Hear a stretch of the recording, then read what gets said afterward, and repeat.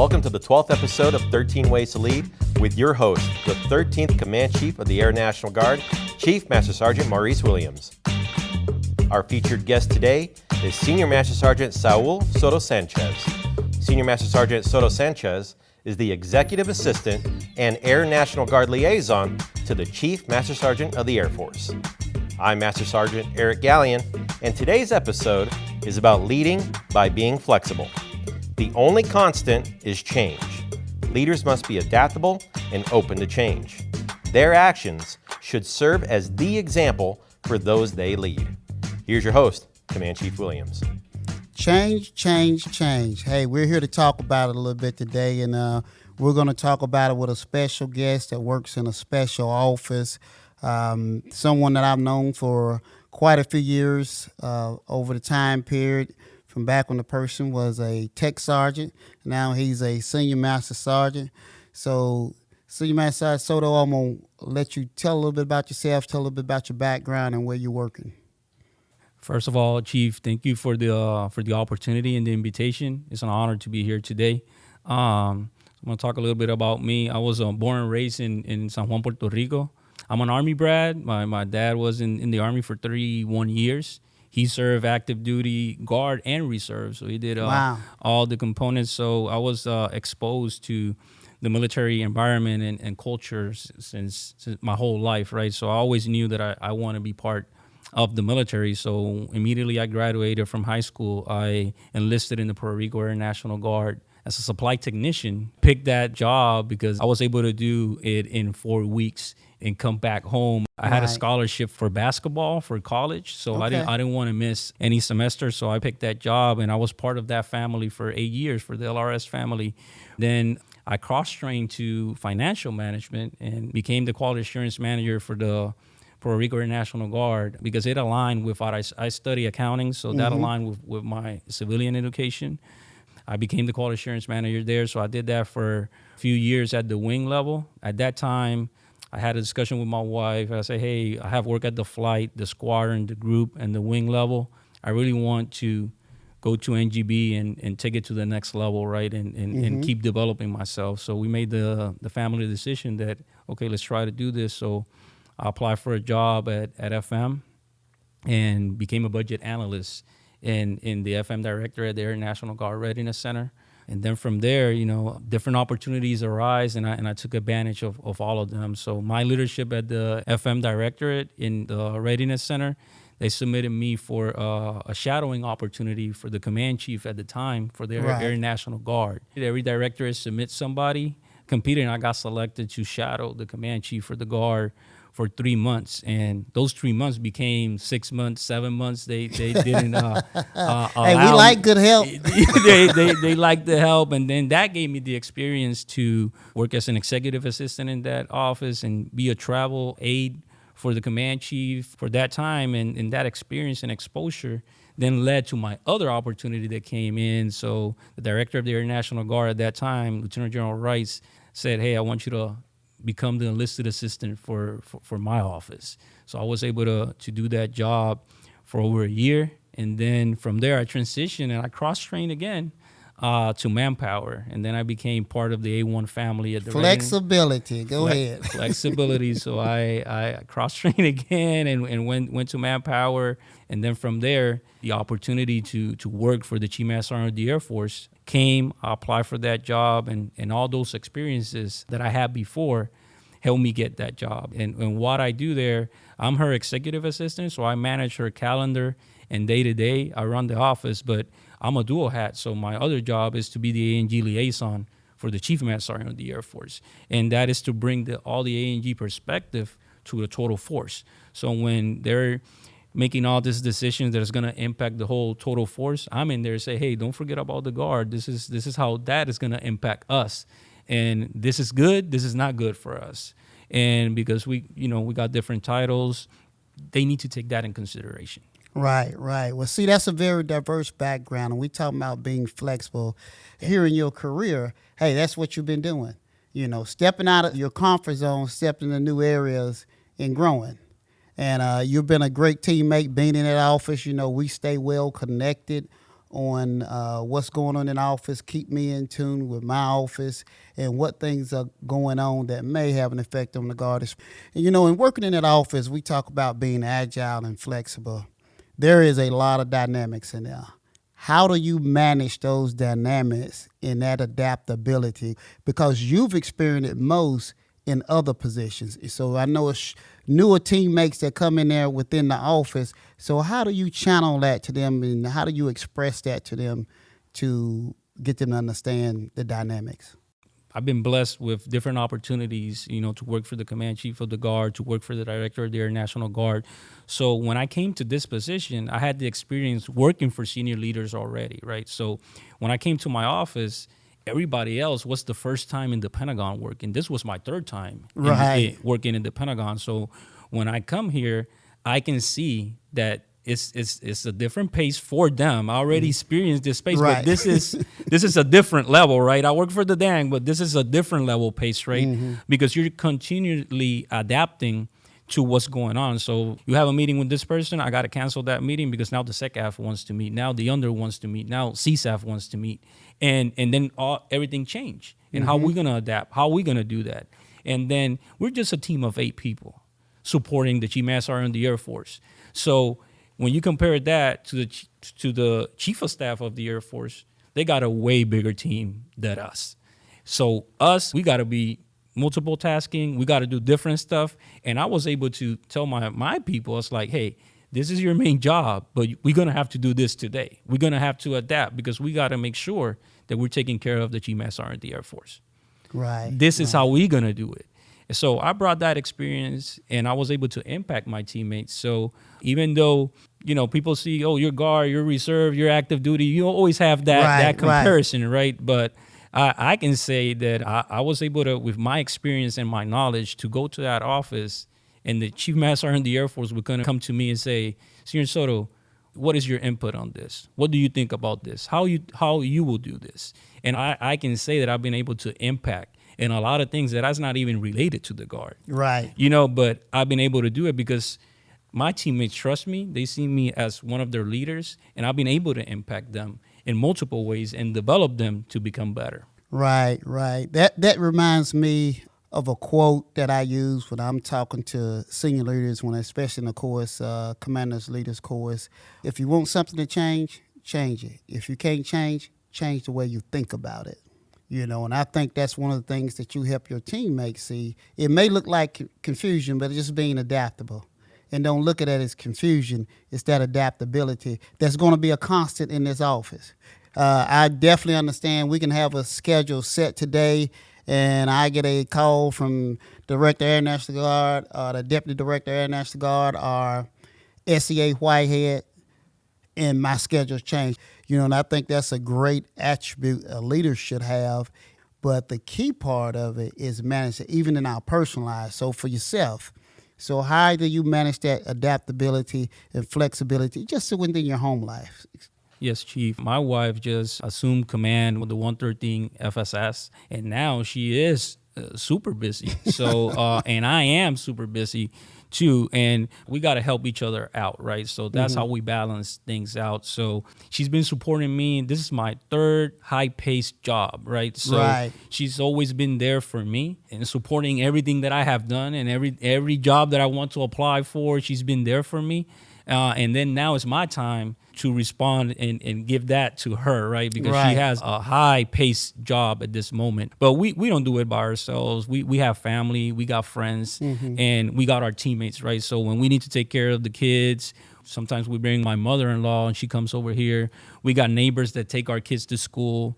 That is also my neighbor is a colonel in the Air Force. So we have that Air Force family and how they can support us because they know the type of jobs that we have. So his wife take care of our kids. They take them to school. They bring them back. And we have that support. When I get home, if I get first, I cook. She studies with the kids, or it's vice versa. We are there.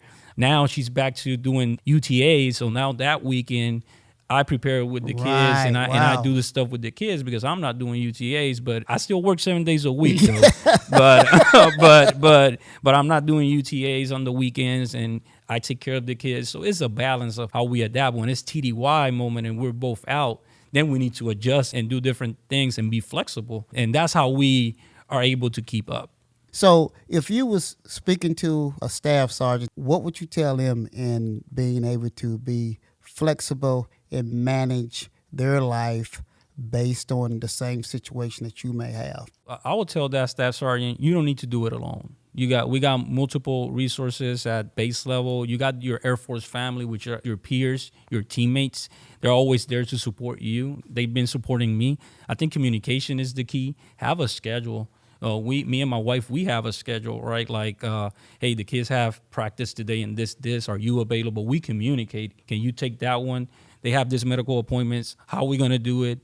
Bring family to support you if you're both going to be away. So those are the ways that you need to be organized, you need to communicate, and you need to seek help. Don't think that you need to do everything on your own. I'll give you an example. When I first got here, I got here as a tech sergeant, and I came here. My wife was pregnant at the time. She stayed in Puerto Rico, and I came with my daughter and my son over here, and I was on my own. I didn't have no family here. I didn't know nobody here. My whole family's in Puerto Rico. I didn't know nobody here, and I was a tech sergeant. I seek help. How can somebody help me? I went for information. I went to my first sergeant. He told me, hey, these are the tools that you have. I went to different schools. I went daycare. They helped me out. So the stuff is out there, even if you're on your own, by yourself, a single parent at the moment or whatever.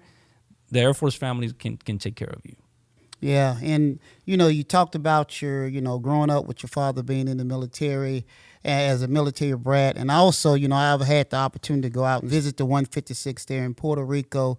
Now, you also have a brother out there. There's a big chief out there. So any other family members? No, for my side is my dad. He retired Sergeant Major from the Army. And then my brother is the MSG SCL. Okay. So those are the two. So my brother started in the Army and then he switched to the Air Force. He saw the light. He saw the light. Then he switched, and then he was the one who mentored me and guided me to get into the Air Force. Flexible and adaptable leaders seek out answers and seek out resources to help them be successful. And I think, just listen to your story as you talked about coming up as a tech sergeant. You did exactly that. Now, as I listened to you, it seemed as if you take those office organization skills and incorporate them into the family, really being focused on, hey, the timelines. And what things have you shared with your wife, or things that you think you would share with your wife with her taking command based on your other experiences? Yeah, so that's a great question, Chief. So I talk to my wife every day, right? I can't be her SCL, but when she comes home, I always ask how your day was, right? Mm-hmm. What issues do you had? And then I bring my experience, right? And coach her in the way what I'm seeing. And I've been blessed, to work at different levels within the Air National Guard.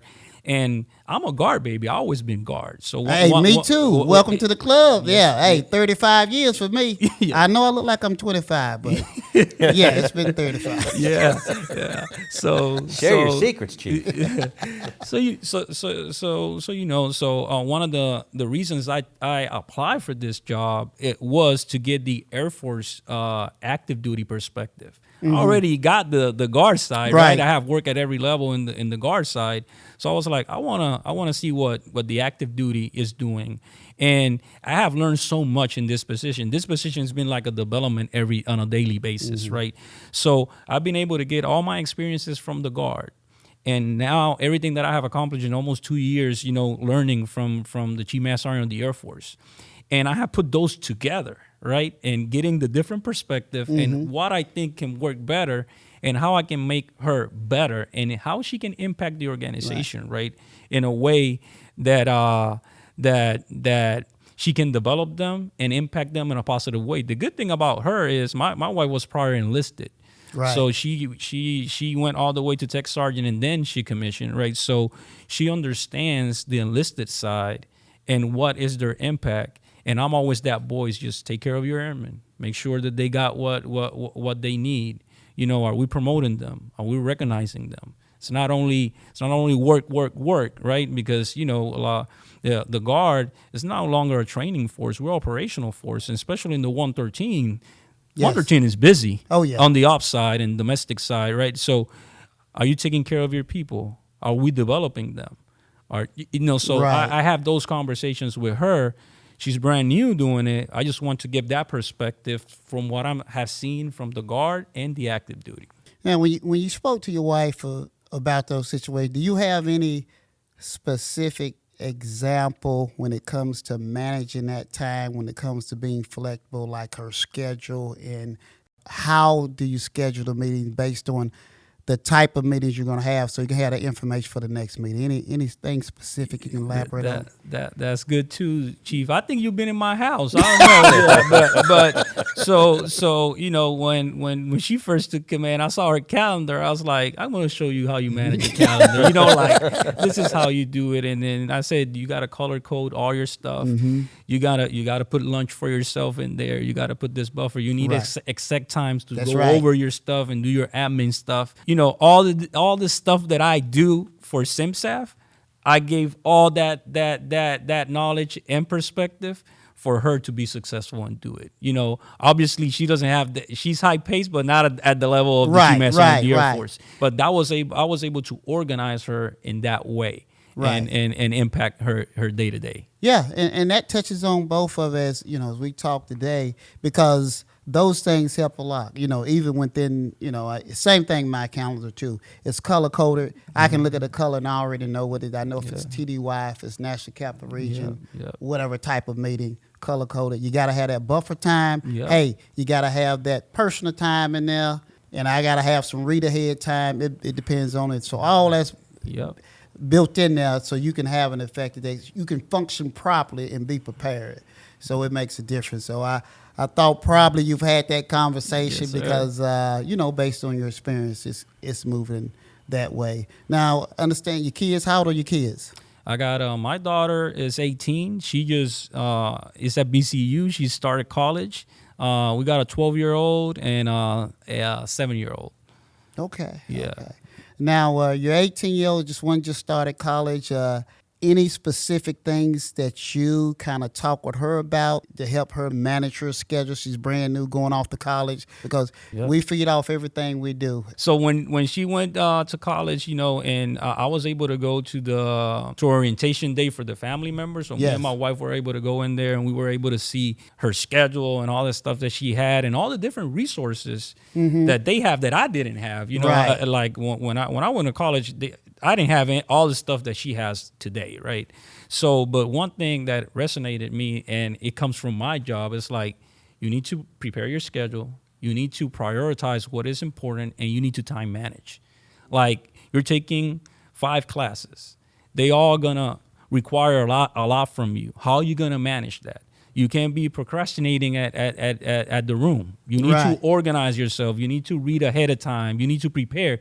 You can't wait the day prior to go prepare for a test. You got to schedule that stuff. So that's the way that I do in the office, how we do read aheads, how we prepare ourselves.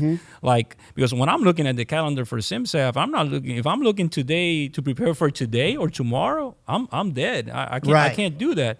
So I'm looking long range. I'm today I'm preparing 3 months from now. Do I have everything that you need to be successful for that day for her? So I told my daughter, hey, you already got the syllabus. You know what's coming. You need to organize. You need to schedule. You need to prioritize, and you need to do good time management. Well, that's great. That's great. So now, I know your time in the Chief Master Sergeant Air Force office is, winding down. As an individual that would come behind you, what would you share with them to be prepared to do coming into the position as their first step? The first step is to know your boss, right? And I have teach a class for executive assistants, and one of the things that I tell them, you're the gatekeeper of your senior leader. You got to make sure they're prepared for every meeting that they have. You got to make sure they got the read aheads ahead of time so they can be ready for that meeting. If your principal gets there and getting the read aheads the same day, you're not doing them a favor. That meeting that it was a 30-minute meeting, nothing's going to come out of it because she was not prepared to take that meeting. You got to have integrity, right? And our core values are very important in every of those positions. You have access to information and to stuff that you can't share with nobody. So you gotta have that. You gotta be able to prioritize. You're gonna get requests from everybody. Everybody wants a piece of the Chief Master Sergeant of the Air Force. And everybody says it's important. But her priorities are people, readiness, and culture. The meetings we take are the ones related to that. So I prioritize my meetings. There's priority 1 meetings, priority 2, priority 3. There's the 4s, but they can wait there for 6-7 months. I'll get you in there when there's not a lot going on because it's not aligned to my principal's priorities, right? So I gotta make sure that the meetings that I'm taking is leading to something. So we work a lot with A1 because it impacts people, and we gotta be prepared. So the thing that I'm going to do for my replacement whenever that person gets in here is they're going to have a continuity that is going to tell them exactly to the dot what they got to do. That's a head start, right? How to do everything. But I think the first thing they need to know is to know their principles, how that principal likes to operate, right? And once you know your principal, the job is going to get easier because you know what you're going to schedule in there. You know what they like. You know what their priorities are, what they want, and what they need. And when you're in that office, this is not a tactical operational level. We are at this strategic level. So we got to make sure that every meeting that we take, everything that we do is going to impact the whole Air Force. Yeah, those some great tips, and for those individuals that may be out there listening that may have the aspirations to come in this position, hey, I hope you're writing those down, really saving this for the future because that opportunity will soon happen as this position rotates about every 2 years. They serve in a position 2 years, and we do it that way because it's hard to maintain that for 4 years. It will burn a person out, and we get people back to their AFSC so they can really take that information, that knowledge they grown, and incorporate and go out and lead airmen. And that's one of the things we want to do is try to get them back into a position where they can lead airmen and they think strategically and know how to build a work center office area where we're leading airmen or flight line anywhere that they go back to impart that knowledge upon them, help them grow, and share that and help other individuals grow. Have either one of you ever experienced a leader that was very hesitant to change or was inflexible, and you saw the consequences of that type of mentality? That's a great question. Let me think back here, because, see, I can go back quite a few years back when we had leaders that wasn't as developed. Yeah, very stern, no feedback. It's always just the way he wanted to do it. And what happened, ended up building a bad culture where people was not comfortable being around that person because they were so grumpy and disgruntled all the time. No positive coming, just negative. So as that changed and that person left the organization, you could see a change in the culture. People were empowered. People were engaged. People wanted to do things, not like it was forced in doing things. So I can look back at that. But that's, I would say that was probably over 20 years ago, doing that culture. Because I said I came in 1987, and during that time period, development was not at the top of the list, especially within our Air National Guard. We had a different reputation, and we operated very differently because we were the strategic reserve. But as we got in that operations where we had to start developing more because we had to start leading people and be effective when we do it to get the mission done. Senior, have you ever experienced that? Same experience. As a young airman, I've been around the block for a little bit too. So a lot of people were not so receptive to change as we are today. And you learn from your good supervisors and leaders as from the bad ones. From the bad ones, you learn that you're not going to do that. Yeah. That's right. In the future, right? Like you're not going to behave like that or seek input from different. Back in the day, you were an airman, you were not even allowed to speak and say something, even though my idea I knew was better than yours. But I was not allowed to even express myself. That was the way it was. But time has changed, right? And we can see that in a lot of things that we do. And I can give you multiple examples, right, from my experience in the field, headquarters, and even from the CMSAF level. The things that we do, that we get input from everybody. We're flexible. We adjust. If we present something and people are not feeling it, we change that thing. We're not going to keep something because the Chief Master Sergeant of the Air Force thought that was the right thing. We're going to get the input from everybody, airmen, NCOs, senior NCOs, and we're going to be inclusive, and we're going to listen to everybody and bring different perspective. We just want to make it right and make it together. So, well, thank you, Chief, and thank you, Senior Soto-Sanchez, for taking the time to speak to us about leading by being flexible and agile. Be sure to follow the Air National Guard on Facebook, Twitter, and Instagram. And for more of Team 13, follow the Director of the Air National Guard on Facebook. Join us again next month on 13 Ways to Lead, where we will be talking about leading by being fearless. From all of us here at the Air National Guard Podcast Network, have a great Air National Guard Day. Team 13, out. 13 Ways to Lead is produced by Major Amber Schatz. Our editor and sound mixer is Master Sergeant Brandy Fowler.